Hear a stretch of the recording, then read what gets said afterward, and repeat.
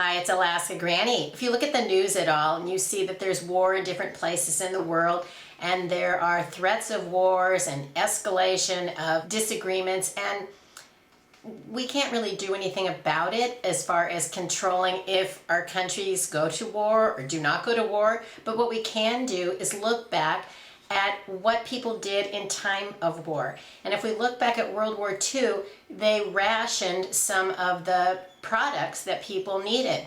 If we look back at what items were rationed during World War II, it can help us perhaps figure out how to prepare going ahead. When you think about it, we actually are under some sorts of rationing already. If you go to the store, you need to use your shopper's card so they know who you are. And sometimes it's limit 1, limit 2, buy one, get one free. But you are putting in your personal information, and the stores have some control over what items you're allowed to buy. Plus, since the beginning of the pandemic in 2020, there have still been shortages of items and prices are just becoming exorbitant on other items. It does give us reason to look back and think about what are the basics that people really wanted that the government didn't allow you to have. Well, the first item was eggs. Look what's going on with eggs right now. They don't necessarily need to ration it as they're becoming so expensive that maybe you can't afford them anymore, or as many as you used to. I know my daughter was complaining to me that her son wanted a fried egg, and you cut out a circle in the toast and you cook the egg in the toast, and it's called egg in a basket or something, and then he just played with it, and she said he didn't even eat it, and all I could think of was that egg was 84 cents, which is still not a lot of money, but it puts a new perspective on how we look at food. Another food that was rationed during World War II was meat. They needed meat to send to the soldiers so that they had the protein they needed, and we can already see that there are meat shortages in the last few years simply because so many animals were slaughtered. They didn't have the crops for them, they didn't have the workers to process them. Then we've had things like bird flu and swine. I don't even remember what the swine thing was, when they were destroying not only chickens but also hogs. And then we've had recalls of canned meat, and all of that is leading to shortages. And so perhaps we may be in for a limit or a rationing on how much meat we will be allowed to buy in the future. Sugar was also rationed during World War II.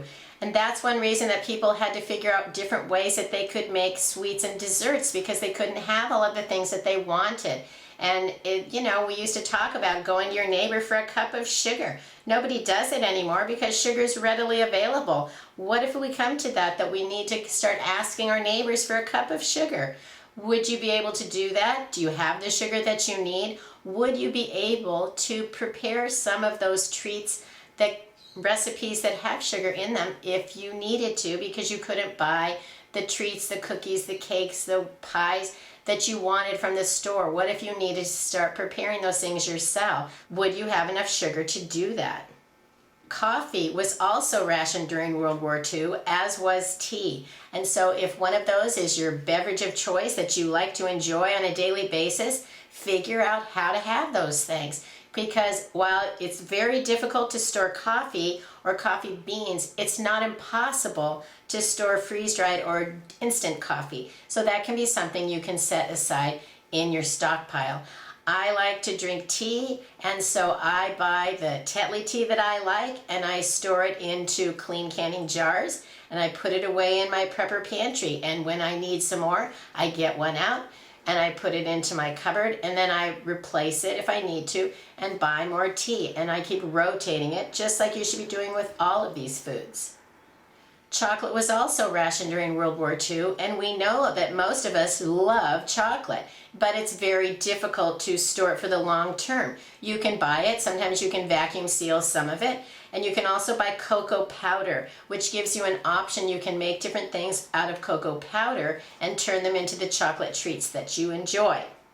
Then if you look beyond food, some of the items that were rationed included gasoline, We know just a year ago the price of gas was exorbitant and some people could barely afford to fill up their car to get the gas to go to work. And I think I read that there were some people that it cost them more to drive to work than it did that they actually made at work if they had to commute very far. We don't want to be in a position that if things that are necessary become so expensive we can't afford it. So that's one reason you want to try to get out of debt and then have a stockpile of extra cash on hand, because cash can really be your best friend in a lot of emergency situations. It can help provide the things you need in a real emergency that just the supplies in your kitchen or your pantry may not be enough. Paper was also rationed during World War II. So think of all the products that you use that are made out of paper, and we know darn well at the beginning of the pandemic, paper products were definitely in short supply. You couldn't even get them, let alone have them rationed to you.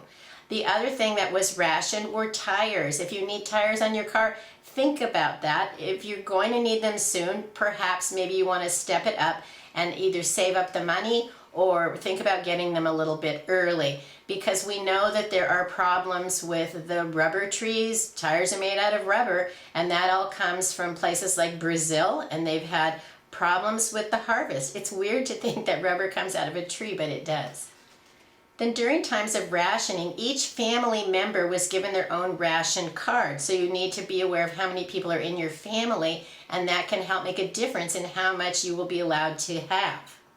Then if you wanted to purchase some of these rationed items, you had to present your ration card or a coupon so that you were even able to get that item. Now I believe in places like Venezuela they have not so much rationing the same way they did in World War II, but they'll have government stores and you can go in, but you can only get a certain amount, I think. Whereas if you go into just like free enterprise markets, that things are available, but they're very expensive and most of the people can't afford to do that. That's my understanding of what has been one of the problems in Venezuela. So we need to be aware of what does it look like is happening on the world front. Does it look like unrest is coming? Does it look like we could have problems? Are we going to be able to have the things that we need? And we may not be able to, and we can't necessarily trust the government to tell us the truth or supply those items for us, because just look what happened in Ukraine when they kept saying the Russians aren't going to invade, there's nothing to worry about. And then they admitted that they lied because they were afraid the people would panic. And so they just went along that the government knew what was coming, but the people didn't. And then it was an uproar and a panic. And so that's one of the reasons that we need to pay attention to what they are telling us, read between the lines and figure out what is actually going on. And that's one reason it's important to spend a bit of time gathering news from different sources, because there's different attitudes, different viewpoints, and just like you can ask two friends what you should do in a situation and they might give you completely different ideas to think about, and then you can decide for yourself how you're going to approach that news with your own mind, make up your own mind what you need to do.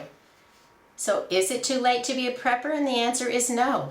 Every single day that you wake up, that you can get up out of your bed, go forth, prepare something, do the best you can. Every single day that you can make an effort. It doesn't have to be that you buy something. It can be that you learn something or you make something out of the supplies that you have. And the more ways you know how to use the things you have, then the more things you actually seem to have. And so it's good to be creative, to ask questions, and to just try to think outside the box. How can I use these things to make what I need so that I have the things that I need? And how can I provide the things that I don't have? And even if you get one extra item every time you go to the grocery store, I look at it as every single extra item is possibly an extra meal that I'm able to provide for myself or my family. And so one item at a time is all that it takes before, after a while, you have so many things that you know that you're going to be able to be okay. So try to think through what are the items, the priorities that you want. My priority would first be to make sure you have some water that you have stored, because no matter what the emergency, people need water. Then make sure that you have some food. Try to get open and eat foods that require zero cooking. Then fill your pantry with easy to prepare foods that you can put together and add some cans and packages and make a simple meal. And then stock up in bulk on the longest lasting foods like rice, beans, perhaps wheat, oatmeal, pasta, foods that you can put away that can last for a long, long time. Then think about how can you make sure that your home is safe. What can you do if you had to leave your home? And never say you wouldn't do that. If you had an earthquake and your house fell down, you can't stay in your home. If there's a fire and your house burns down, you can't stay in your home. If there's a train derailment near your house and you're forced to evacuate, do you get the picture? You can say, I'm going to stay in my house no matter what, but that may not even be possible. And so rather than just putting your foot down firmly and refusing to consider that you would have options, you need to ponder, where could I go? Who could help me? How would I get there? And make a plan. And then pray you never need to leave your home. That's what I do. But the possibility that you might is always there. And if you are prepared, then you won't panic in an emergency situation, because you can think about the plans you've made and you can start putting those plans into action so that you can make the best out of every single day. That's why I'm a prepper. I want every day to go as smoothly as possible. Does every day go smoothly? Absolutely not. But I never wake up and think, oh my God, I can't do this today. I know that I can get up, I can get going, I can figure out how to make my day go well and how to make tomorrow perhaps be even better. And so that's what I like to share my videos, and I hope that you can gather that attitude and that lifestyle for yourself as well. Because the more of us that prepare, the better off we're all going to be. If you enjoyed my video, I hope you'll share it with someone else you think might like it. Please subscribe to the Alaska Granny channel.